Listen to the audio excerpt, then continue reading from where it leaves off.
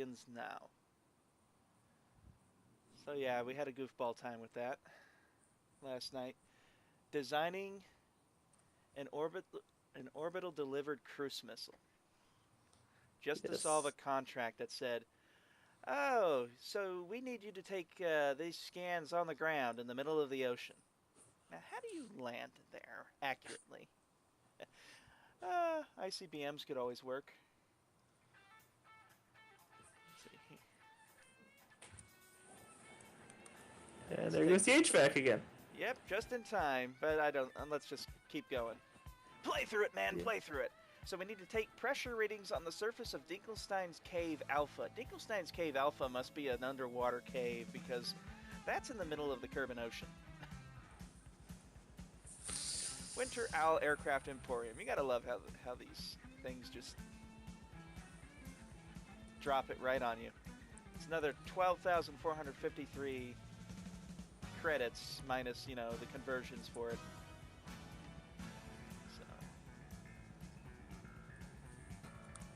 So what's my solution? Build a cruise missile. An orbital delivered cruise missile with parachutes. That is not the orbital delivered cruise missile. That's the last thing I loaded. Where did I put my Scootaloo? Scootaloo 1. Rocket Launch Ballistic Cruise Missile. There's probably some crazy fun military acronym for it, too. I don't know if they've ever been silly enough to make that. Well, they have things like, Subrock was a nuclear rocket. Sub-launch cruise missiles,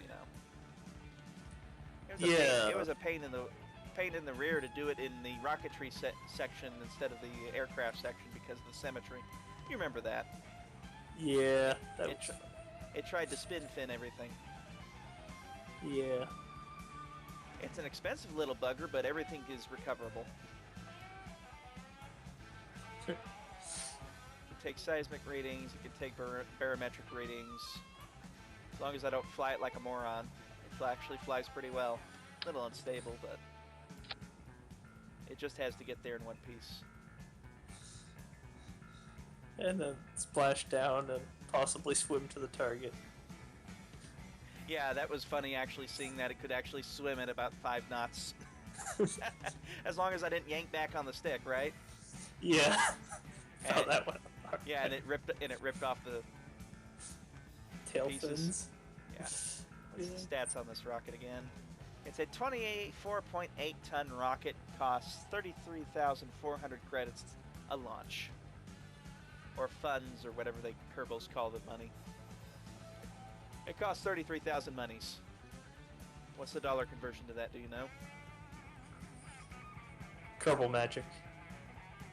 Kerbal magics. Alright. So let's go launch a cruise missile. Alright.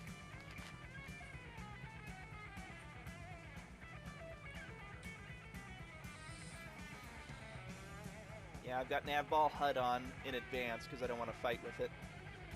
So it makes really, really funky looking lines all over the display. Let's see here. We're going to need...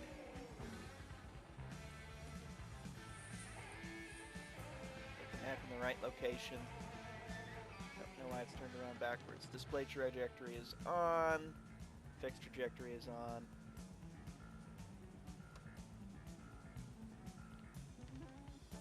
Put it on chase camera, which is going to make it all kinds of crazy for me. We're going to do it like that.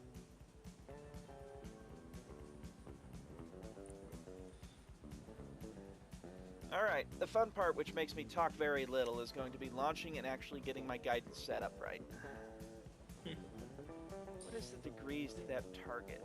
That is going to be... heading 131. So if...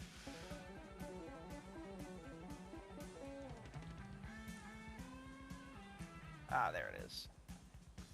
Down and to the right, 135. So I need to rocket it straight up and then start pitching over towards 135 to get the right direction. Yeah.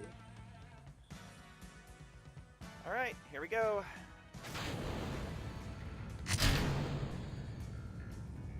And we're away.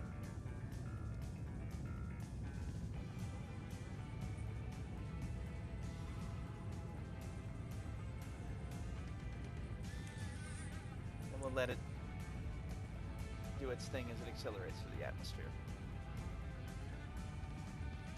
Yeah. If I recall correctly, I actually tied the parachutes on the deployment stage to the brake key, so I didn't have to worry about not having the... What do you call those things? Action group keys yet. Custom action groups. Yeah. Which I should mention, this was all in career mode. Because I need to get to that contract. Yeah. The dumb things you do for contracts sometimes. What's MechJeb say about my orbital altitude? Altitude information. And you know, there's all those people who just like, they're using MechJeb, blah! Apparently they haven't seen the kind of automatic control systems real launch vehicles use.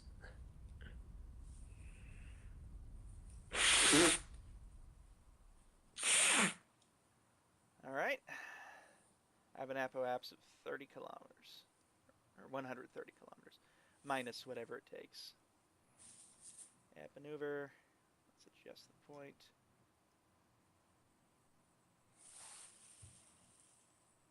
And since I want to kind of show off the cruise missile, we're going to have our atmospheric deployment point a little short. That's a lot short. Because remember, it's going to drop in before that X. Yeah, you got a point. We'll do that. It should be right about here where it slows down, but then it has glider ability, so I'm going to back it off. It glides before I ever get the engines up to kick.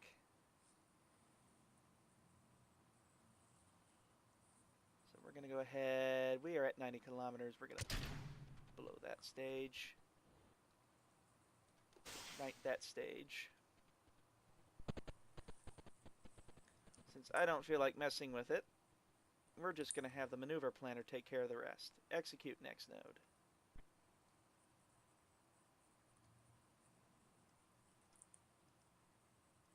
But that's cheating! Welcome to modern technology. Everything is automated, so it works right every time. Yep. And I believe this rocket had 2,000 delta. Let's see, for the stage, it's 2,415 in orbit. So it's got plenty of delta V to make that maneuver. It's 50 seconds out.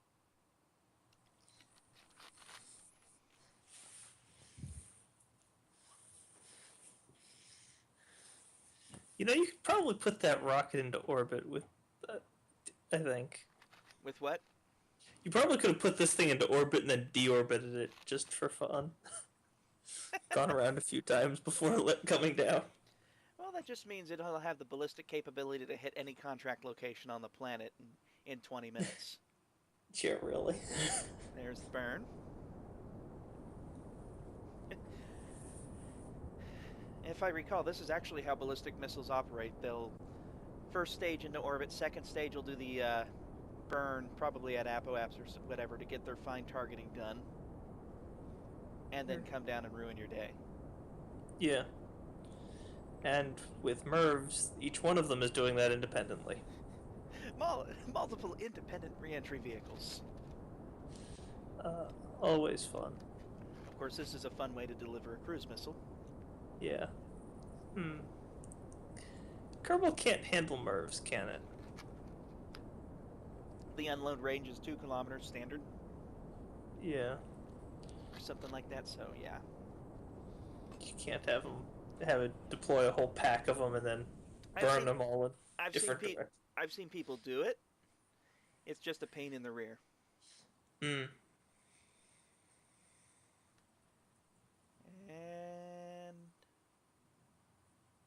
burn complete.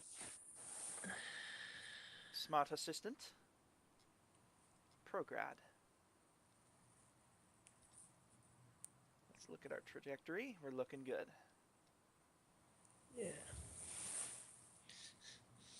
That almost had orbital velocity. Yeah. And there was a significant amount of fuel left in the first stage, if memory serves, right? Yep, it's over here. Still over. Oh, wait, there was, yeah, in the first stage. There's still a significant amount of fuel in the second stage, too. This thing, you're right, this thing probably could have gotten orbit. Yeah. The first stage is already back on its descent.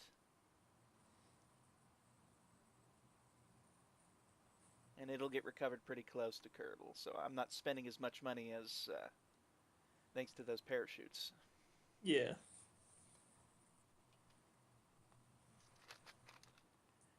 They need to make re-entry heat shield fairings for the game.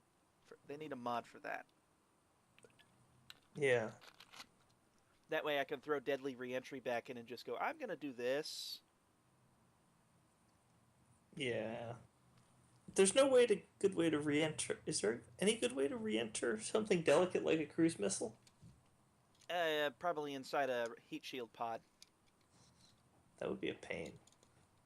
And with modern solid-state electronics, I don't think a cruise missile necessarily qualifies as delicate, especially if Well, I mean in Kerbal. Oh. The real world, it's not that hard. Well, if I didn't have these fairings on, it would rip the wings off on re-entry here. Yeah. But speaking of which, I should probably arm all my parachutes that way when they hit the altitude. Yeah. We already tested it once. It didn't rip free of the thing when the parachute's fully deployed at 10 kilometers. Yeah. Which is a good sign. Even though it entered at freaking crazy speed. Yeah. What is the orbital entry insertion? 1.5 kilometers per second? That's a pretty good clip.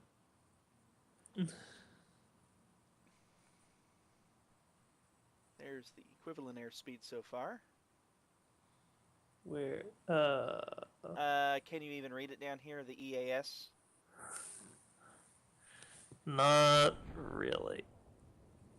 There's the chute initialization at 30 kilometers. It's coming in. That's right. Whee! Mach 3.543. It's going to hit the 10 kilometer mark and just slow down like a freaking jerk. There it goes. Yeah. I wonder what the G loading is on that. Down here it's got a G meter. It went all the way to 15 Gs. Sounds about right. Alright. We are in deployment position. Smart Assistant is off. I'm not going to call it what it's actually called. Get my setup right. Deploy those. There's the cruise missile. And before we get too low, just follow your nose. The wonderful taste of Fruit Loops. And there go the fairings, the only unrecoverable part of the spaceship thing. Let it gain equivalent airspeed in the dive. And you have to deploy those chutes up high enough for the dive to let it get control speed. Yeah, I remember what happened the first time. Yeah, I was like, oops, I forgot to set the parachutes. We were just doing a ballistics test. Yeah, they popped at 700 meters and you could not get out of that dive.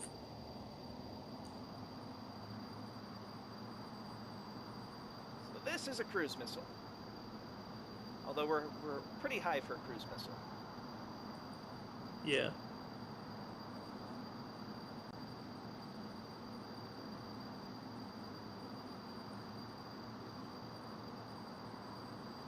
So let's see how if you can land in the zone this time. I'll probably overshoot again. Yeah. Probably. It's easy to do. Just give it a little bit of a maneuvering test to show anyone who might be watching this just how responsive this thing is. I'm barely touching the stick. I have to have the SAS on just to keep it from getting a little squirrely.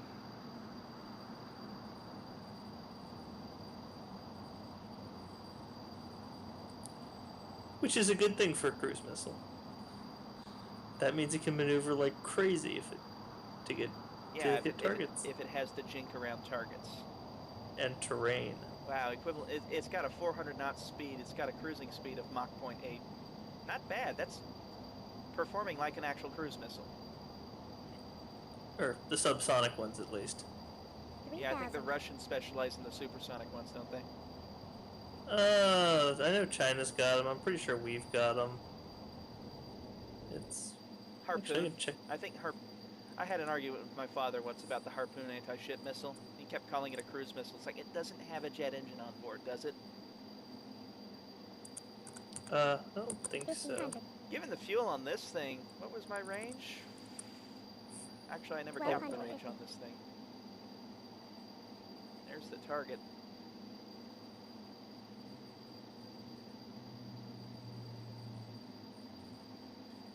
It does have a turbojet, apparently. And... Does it? Yeah. Okay, then it does classify as a cruise missile. All I needed to know. Of course, this argument was what? How many years ago? Yeah. Of course, maybe I should listen to my dad when it comes to Navy things. An ex-nuclear reactor operator might know a thing or two about naval stuff. Yeah. Seems likely.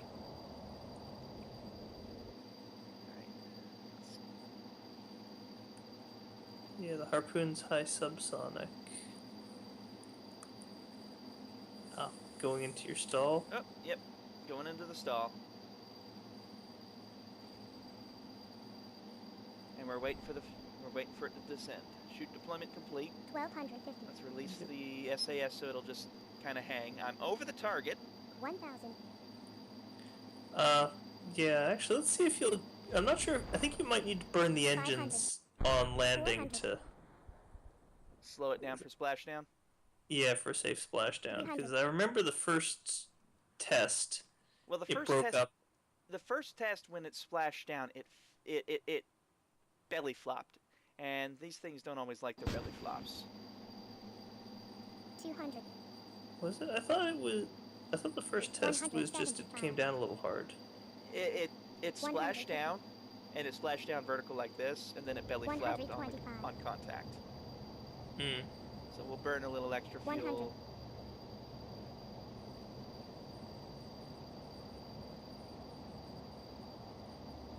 Slow it down. Not like that fuel's going anywhere. Yeah. 50. 14. Yeah, when that thing's up to speed, though, that thing actually does maneuver. 20. As soon as it slows down, though, good luck. 10. 5, Yeah. 2, 1. And splash down. Pull up. Pull up. Broke a little bit, but that's okay. What did it lose? It lost the right fin.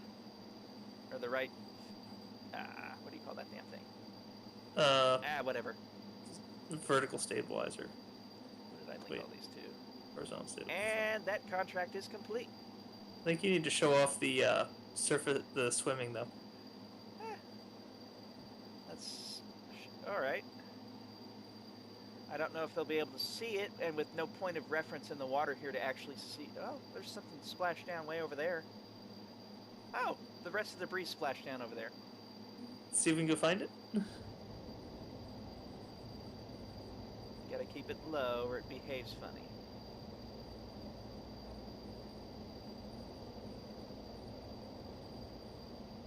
That's right. Opposite. For some weird reason, gotta lean the opposite of the direction I want to turn in the water. Keep that speed low. Yes, we saw what happens when you don't last time. Yeah, we've got a... You're moving at about, what, half a meter a second? Yeah, a little less actually. Gotta adjust that drag. Whoa! What happened? I touched the throttle, barely any, and it just picked up a ton of speed. I guess 13 knots is okay. That's a little worryingly fast for this thing. Also behaving like a torpedo. True. Is it a cruise missile? Is it a torpedo? Is it a nuke? It's I don't know. Superman. It's mostly just ridiculous. Yeah, there's the splashdown of the, I guess that's the delivery vehicle over there? Yeah. Level it out. Yeah. Let's get over there. At least it makes for a point of reference that we know we're closing with, 160 meters away. Yeah. Yeah, I should be close to it now that it disappeared the marker for it.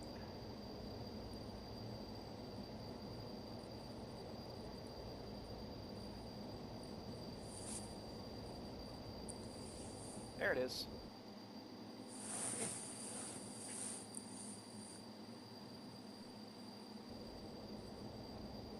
I'm also using the buoyancy mod, which changes things a little bit on here. Yeah. So. Oh yeah. No, I ain't gonna play with it. That's it right there. Yeah. So we swam to it. I mean, so even if it splashes down too far from the zone, if you're close enough, you can get to it with the cruise missile. You know, just be careful not to tear anything up. Yeah. Let's see, what did that contract give me? It's 120, 1,000, and of course that.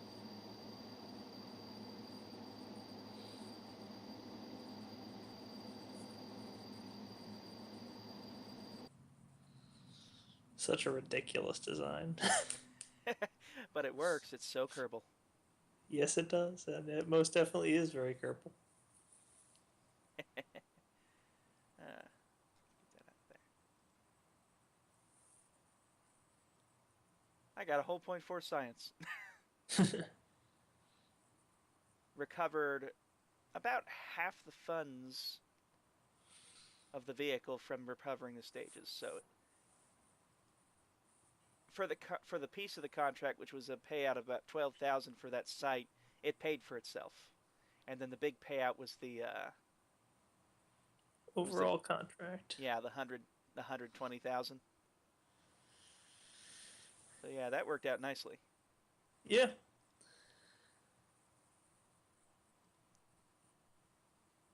What's missing from this? Oh, nothing. It's over here. Yeah, when I finish earning enough money to unlock the science complex, I'm just gonna like wall through the science real fast. 12,452. Yeah. I don't think they've quite balanced the